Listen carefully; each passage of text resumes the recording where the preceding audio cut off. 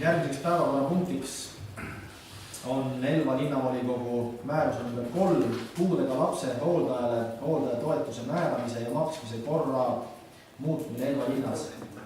Ja ettekandjaks palun Alo Ebanen. Aitäh.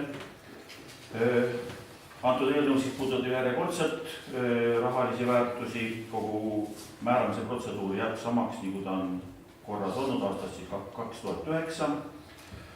Ja ettepanek on siis linnavalitsuse poolt 3–16-aastase lapse puhul määrata siis hooldajale 50 eurot, 16–18 raske puudega lapse puhul 20 eurot ja sügava puude puhul 30 eurot.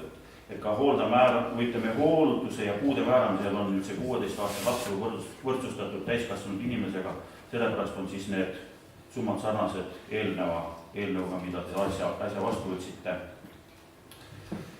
Varasem selle 3–16-aastase lapse hooldajatoetus oli 19,17, nüüd siis 50 peale, aga siia tuleb lisada juurde veel rahad, mida tegelikult maksab linnavalitsus juurde hooldajale sotsiaalmaksuks, et mis on järgmisel aastal 117,15 eurot, et igakuine sotsiaalmaks.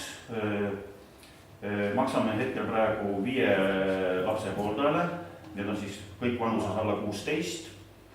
Ja kui vaadata meie ümberkaudseid omavalitsusi, siis meie nüüd plaanitava hooldajatoetuse määra tõstmisega me hakkame maksma rohkem kui meie naaberomavalitsused. Teistel on kõigil väiksemad summad. Aitäh. Kas on Alo Ebasele küsimusi? Mul üks küsimus. Seal oli 3–16 oli see vanus. Kas noorematele siis ei ole? Üldjuhul noorematele puuet ei määrata, jah. Aitäh. Veel küsimusi?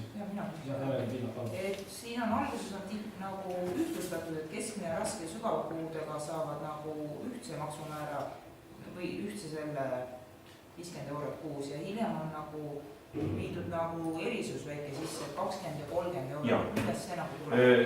Nagu ma ütlesin enne, et 16-aastane juba puude määramisel ja hooldaja määramisel puhul võrdsustab täiskasvanud inimesega.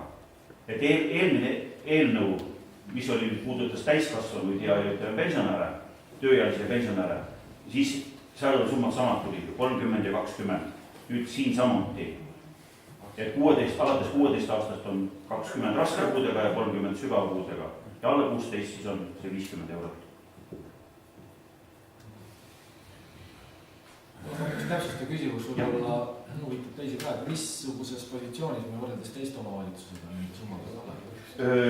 Nüüd ütleme meie lähivaldus, kellega me teeme rohkem koostööd, ütleme siin 2 aastat tagasi, kui meil see oli koolitus, siis meil siin oma piirkonna sotsiaaltöötajatega me oleme pidevalt niimoodi teinud koostööd, et Rõngu, Rannu, Konguta, Puhja, et meie hinnad lähevad nendest ette nüüd praegu, ütleme see toetus on suurem kui teistel omavalitsustel, nende puhul. Kas on veel küsimusi? Küsimusi ei ole, paneme nimetatud eelnõu hääletusele. Kes on selle poolt, et puudega lapse hooldaja toetuse määramise ja maksmise korda muudetakse Elva linnas vastavalt eelnõule, palun anda käega märku.